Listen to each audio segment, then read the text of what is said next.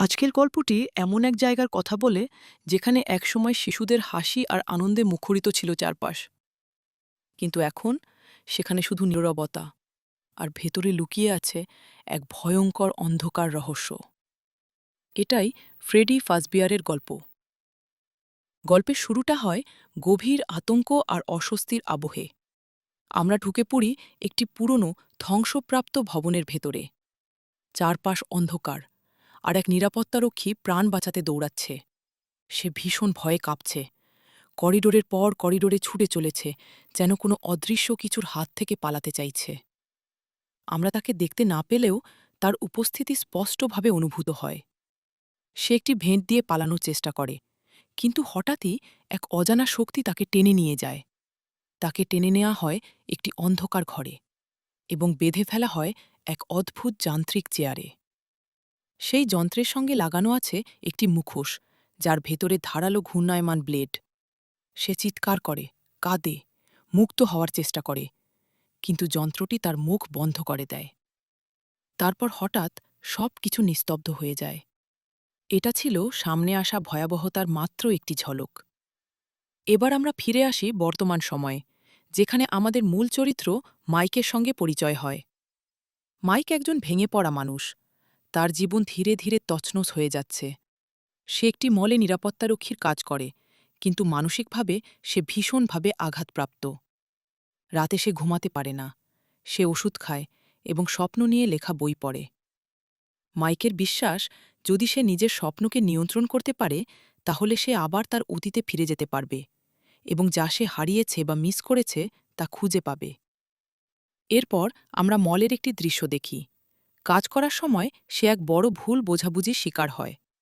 সে ভাবে এক ব্যক্তি একটি শিশুকে অপহরণ করছে। এক মুহূর্তও না ভেবে সে লোকটিকে মারধর করতে শুরু করে, কিন্তু পরে জানা যায় লোকটি আসলে শিশুটির বাবা। এই ভুলের কারণে মাইক তার চাকরি হারায়। মাইকের ব্যক্তিগত জীবন এমনিতেই জটিল ছিল, আর এখন সে বেকার। তার বাবা মা আর বেঁচে নেই, আর সে পুরোপুরি মনোযোগ দেয় তার ছোট বোন অ্যাবির দিকে, যার দায়িত্ব এখন তার কাঁধে। অ্যাবি অন্য শিশুদের মতো নয়, তার স্বভাব একটু আলাদা। সে চুপচাপ থাকে, কারো সঙ্গে বেশি কথা বলে না, বেশিরভাগ সময় নিজের আঁকা ছবির মধ্যেই হারিয়ে থাকে। বাস্তব জগতে তার কোনো বন্ধু নেই, কিন্তু কল্পনার জগতে সে অনেক বন্ধু তৈরি করেছে। মাইক তার বোনের যত্ন নেওয়ার জন্য সর্বোচ্চ চেষ্টা করছে, কিন্তু ধীরে ধীরে তার টাকা ফুরিয়ে আসছে। এর ওপর আরও এক সমস্যা। জেন নামের এক নারী অ্যাবির অভিভাবকত্ব নিতে চায়। অ্যাবিকে ভালোবাসার জন্য নয়, বরং নিজের লোভের জন্য। সে সরকার থেকে পাওয়া ফাস্টার কেয়ারের চেকটি হাতিয়ে নিতে চায়। মাইক ভয় পায়। জেন যদি জানতে পারে যে সে চাকরি হারিয়েছে, তাহলে সে সঙ্গে সঙ্গেই অ্যাবির অভিভাবকত্ব নিয়ে নেবে। জেন ইতিমধ্যেই একজন আইনজীবী ভাড়া করেছে, আদালতে প্রমাণ করার জন্য যে মাইক অ্যাবির যত্ন নিতে অক্ষম। অ্যাবিকে নিজের কাছে রাখতে হলে মাইকের জরুরি ভিত্তিতে একটি চাকরি দরকার। সে যায় একজন ক্যারিয়ার কাউন্সেলর স্টিভ র্যাগলানের কাছে। মাইকের খারাপ রেকর্ড দেখে স্টিভ তাকে জানায় একমাত্র যে কাজটি খালি আছে তা হল ফ্রেডি ফাজবিয়ার্স নামের একটি বন্ধ হয়ে যাওয়া বিনোদন কেন্দ্রের নাইট ডিউটির কাজ। স্টিভ ব্যাখ্যা করে যে এই জায়গাটি একসময় শিশুদের কাছে খুব জনপ্রিয় ছিল, কিন্তু বহু বছর ধরে এটি বন্ধ। মালিক খুব আবেগপ্রবণ এবং জায়গাটি বিক্রি করতে চায় না, তাই সেখানে নতুন কিছু তৈরি করা হয়নি। চুরি ঠেকানোর জন্যই সেখানে নিরাপত্তারক্ষী রাখা হয়। এই কাজটা বেশ অদ্ভুত, জায়গাটা ভয়ঙ্কর, আর বেতনও কম। কিন্তু মাইকের জন্য যে কোনো কাজই এখন প্রয়োজন। তার আর কোনো উপায় নেই, তাই সে কাজটি গ্রহণ করে। প্রথম রাতেই মাইক ফ্রেডি ফাজবিয়ার্সে পৌঁছায়। জায়গাটা যেন ৮০ দশকের সময়েই আটকে আছে, শুধু এখন সবখানে ধুলো আর মাকড়সার জাল। সে ডাইনিং এরিয়ায় ঢুকে দেখে বিশাল আকৃতির রোবট, ফ্রেডি ফাজবিয়ার নামের একটি ভালুক, বনি নামের একটি খরগোশ, আর চিক্কা নামের একটি মুরগি। একসময় সে এদের খুব ভালোবাসত। এগুলো ছিল তার প্রিয় কার্টুন চরিত্র। পর্দার আড়ালে ছিল আরেকটি চরিত্র, জলদস্যু শিয়াল ফক্সি।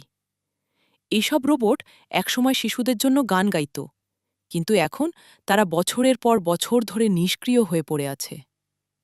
মাইক অফিসে বসে ঘুমের ওষুধ খায়, কারণ সে ঘুমাতে চায়, যাতে স্বপ্ন দেখতে পারে।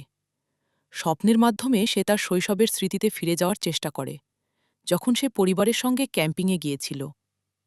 স্বপ্নে সে দেখে তার ছোট ভাই একটি খেলনা বিমান নিয়ে খেলছে।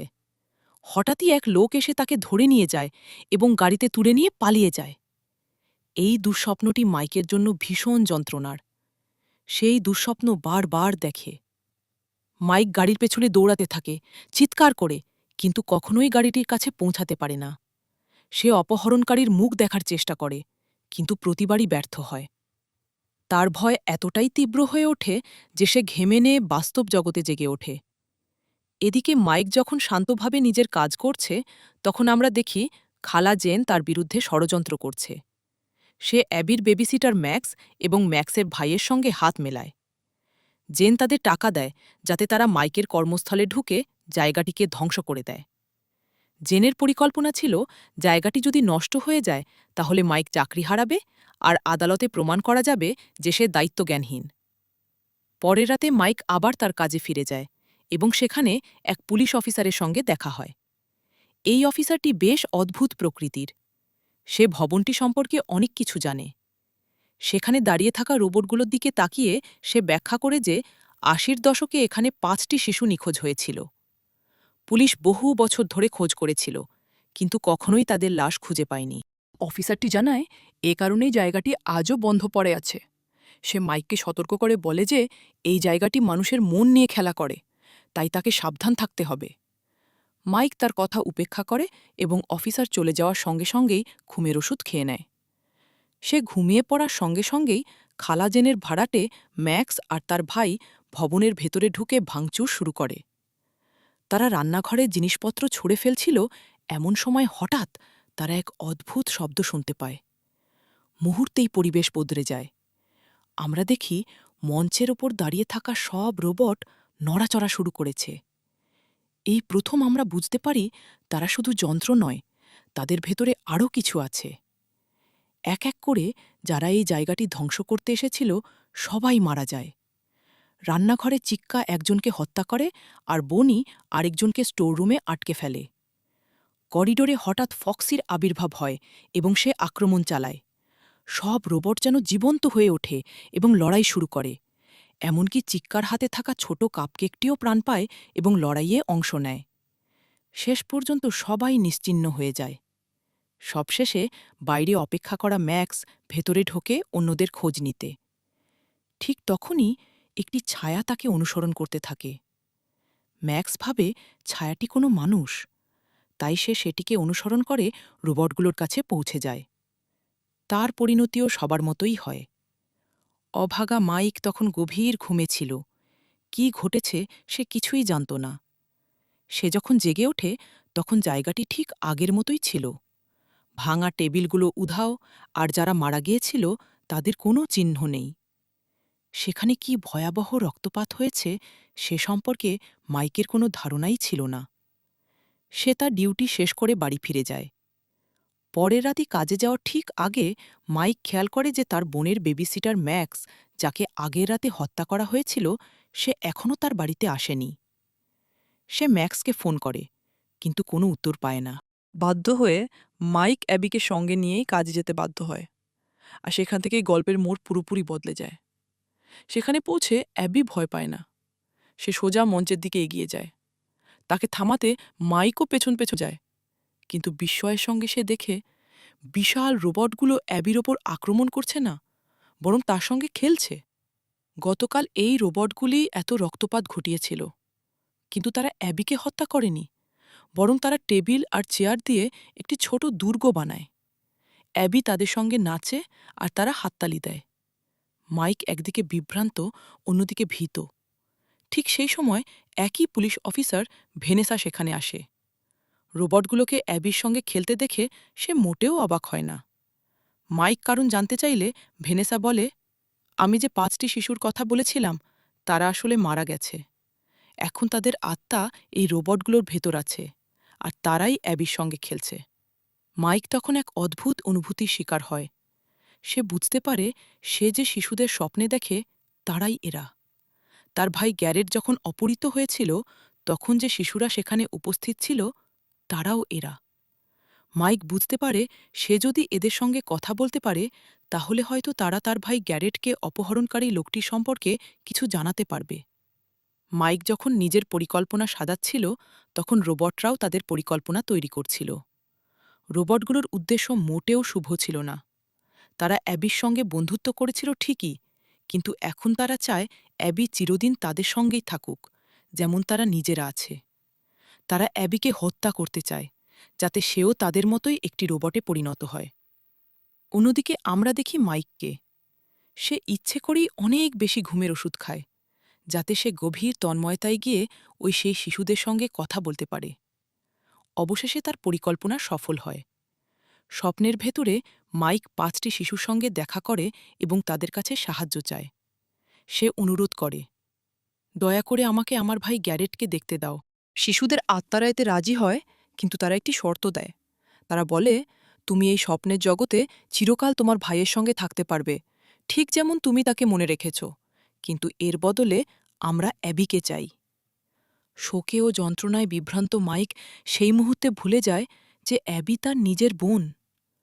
ভাইকে আবার দেখতে পাওয়ার আনন্দে সে অ্যাবিকে ত্যাগ করতে রাজি হয়ে যায়, কিন্তু পরের মুহূর্তেই সে বুঝতে পারে সে ভয়ঙ্কর ভুল করে ফেলেছে। সে চিৎকার করে ওঠে, না না, এটা ফিরিয়ে নাও, আমি আমার ভাইকে দেখতে চাই না। কিন্তু ততক্ষণে চুক্তি সম্পন্ন হয়ে গেছে। স্বপ্নের ভেতর শিশুরা তার ওপর আক্রমণ করে, আর মাইক যন্ত্রণায় চিৎকার করতে করতে বাস্তব জগতে জেগে ওঠে। জেগে উঠে সে দেখে গল্পের শুরুতে যে নির্যাতনের চেয়ারটি দেখানো হয়েছিল সেখানেই তাকে বেঁধে রাখা হয়েছে। রোবটগুলো তাকে হত্যা করতে চায়, যাতে সে আর অ্যাবিকে নিয়ে যেতে না পারে। মাইক নিজের প্রবৃত্তির ওপর ভরসা করে। সে আপ্রাণ চেষ্টা করে এবং কোনো মতে প্রাণ নিয়ে পালাতে সক্ষম হয়। কিন্তু সে সেখানে থাকতেই বাড়িতে ঘটে যায় আরেক ভয়াবহ ঘটনা। গোল্ডেন ফ্রেডি নামের ভালুকটি মাইকের বাড়িতে হাজির হয়। খালা জেন সেখানে মাইককে হেনস্থা করার জন্য অপেক্ষা করছিল, কিন্তু গোল্ডেন ফ্রেডি খালা জেনকে হত্যা করে এবং অ্যাবিকে নিয়ে আবার পিৎজারিয়ায় ফিরে যায়। ভয়ঙ্করভাবে আহত মাইক কোনো মতে থানার বাইরে অফিসার ভেনেসার সঙ্গে দেখা করে।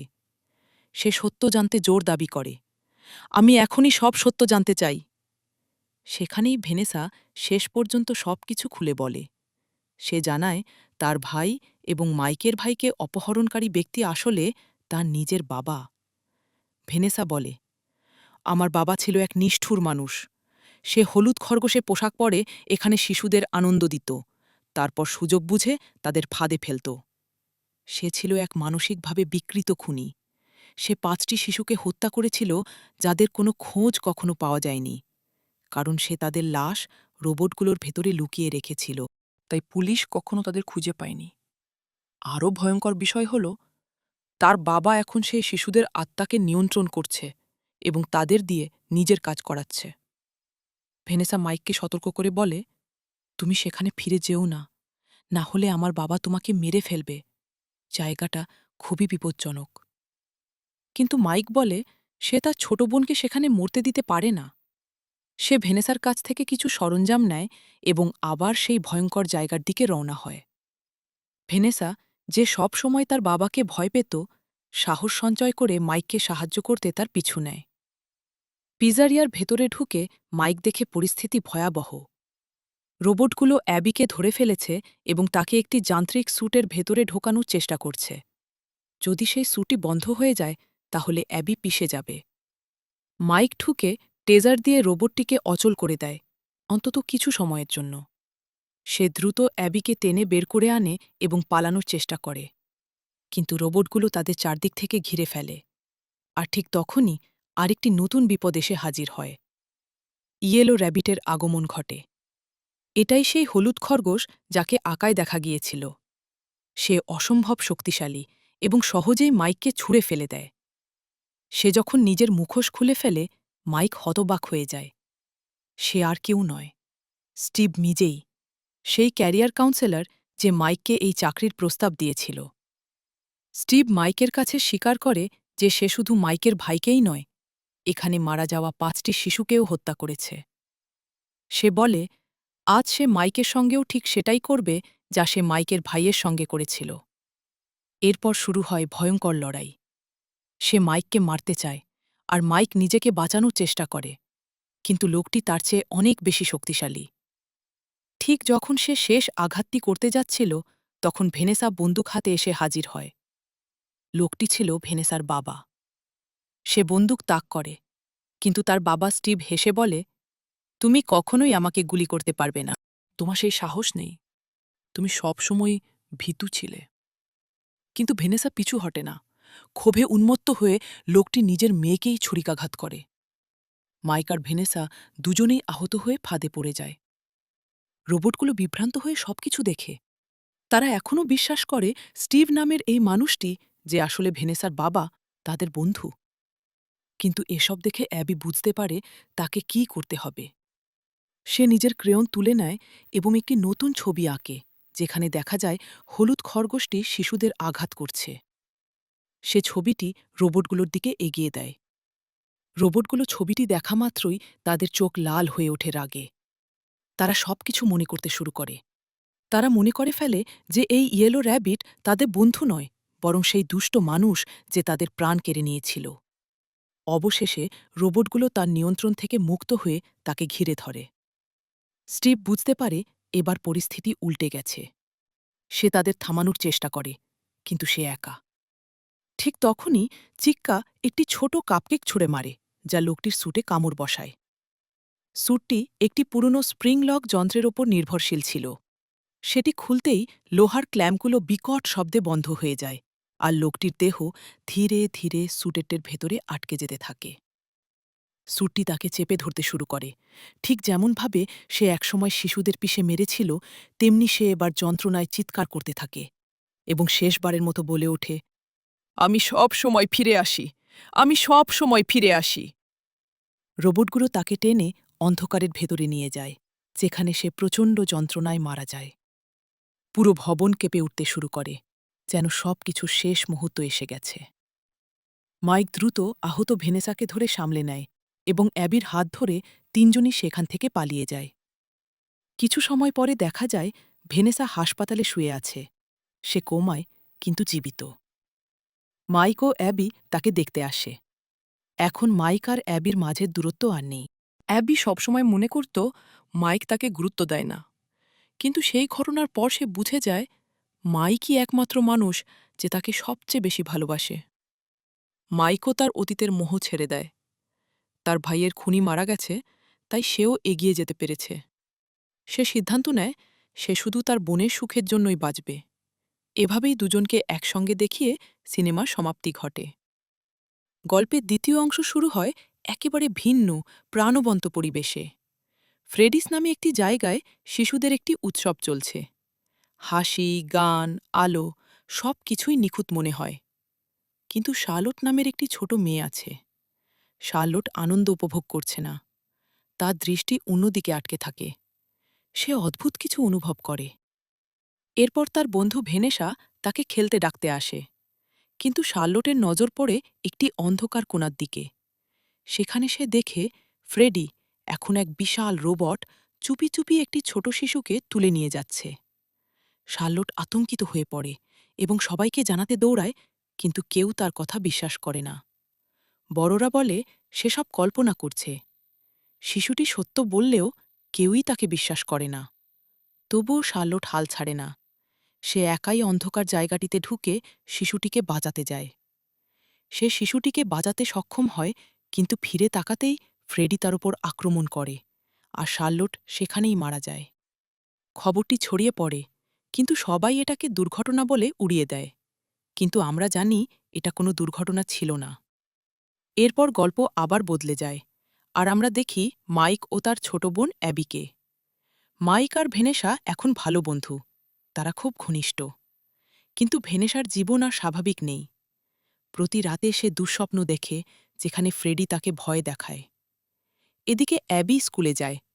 তার বন্ধুরা যখন ভৌতিক গল্প শুনতে চায়, তখন অ্যাবি ফ্রেডিসের আসল সত্য বলে দেয়। সে জানায় সেখানে যেই যায় তাকে হত্যা করা হয়, আর তার আত্মা রোবটগুলোর ভেতরে বন্দী হয়ে যায়। অ্যাবির স্কুল জীবন খুবই কষ্টকর। তার পরিবারের অন্ধকার অতীতের কারণে শিক্ষকরা তাকে পছন্দ করে না। স্কুলে একটি বিজ্ঞান প্রকল্প শুরু হয়, যেখানে সবাইকে রোবট বানাতে হয়। শিক্ষক হুমকি দেয়, 7 দিনের মধ্যে প্রকল্প শেষ না হলে অ্যাবিকে স্কুল থেকে বের করে দেওয়া হবে।